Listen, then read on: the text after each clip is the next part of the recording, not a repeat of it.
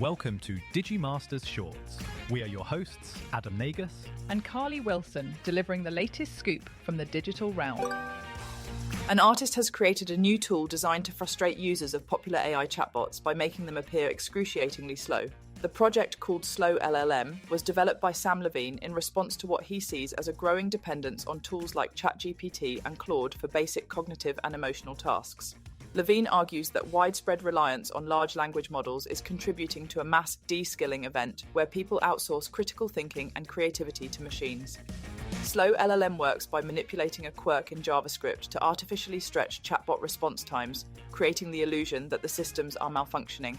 The tool can be installed as a browser extension or deployed across an entire network through a custom DNS configuration. Lavigne says the goal is to reintroduce friction into systems designed to remove difficulty, forcing users to reconsider their habits. He believes that eliminating struggle entirely can erode both learned skills and meaningful creative effort.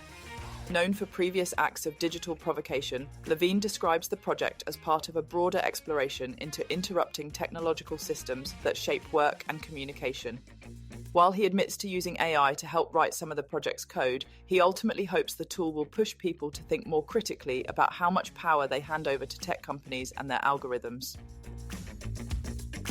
Mark Zuckerberg is preparing Meta for a sweeping AI overhaul, including the creation of a personal AI agent designed to assist with executive-level decisions. According to reports, he envisions a future where every employee has an AI assistant, starting with one built specifically to streamline information flow to the CEO.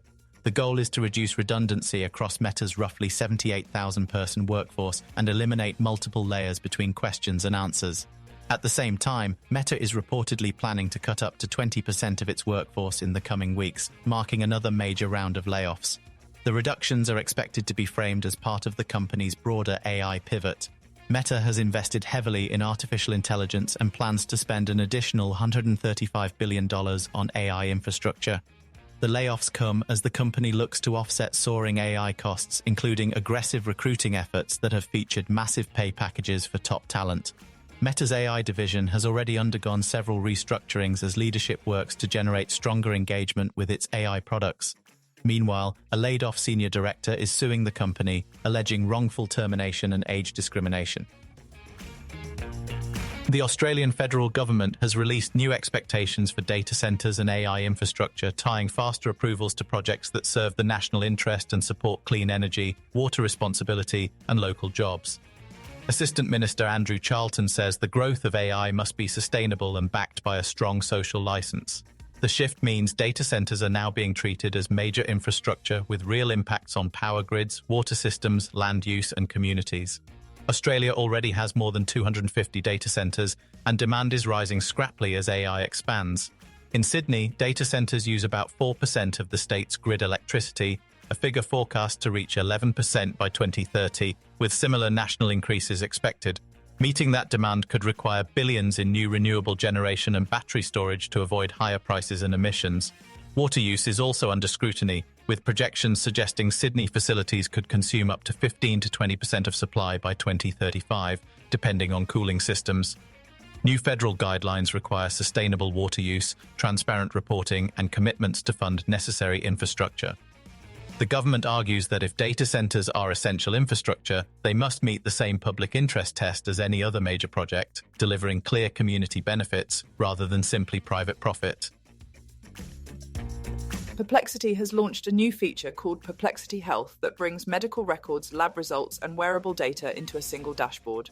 The tool is rolling out to Pro and Max subscribers in the United States and connects with Apple Health electronic health records from more than 1.7 million providers and platforms like Fitbit, Ultrahuman, and Withings. Instead of toggling between multiple apps, users can ask health questions that draw on all connected data sources at once. The company says responses are grounded in clinical guidelines and peer-reviewed research, with citations and advice on when to seek professional care. Perplexity Health aims to move beyond generic wellness tips by generating personalized insights based on a user's medical history, biomarkers, prescriptions, and activity data. The company says all connected health data is encrypted, not used to train AI models, and not sold to third parties, and users can disconnect or delete their information at any time. A newly formed health advisory board of physicians and researchers is guiding development to address concerns about accuracy and responsibility. The launch places Perplexity in an increasingly competitive health AI market, where companies are racing to make medical data more conversational and accessible. While the tool could help users spot patterns and prepare for doctor visits, experts caution that in healthcare, accuracy and clinical judgment matter more than speed. Thank you for listening to today's AI and Tech News Podcast summary. Please do leave us a comment, and for additional feedback, please email us at podcast@digimasters.co.uk.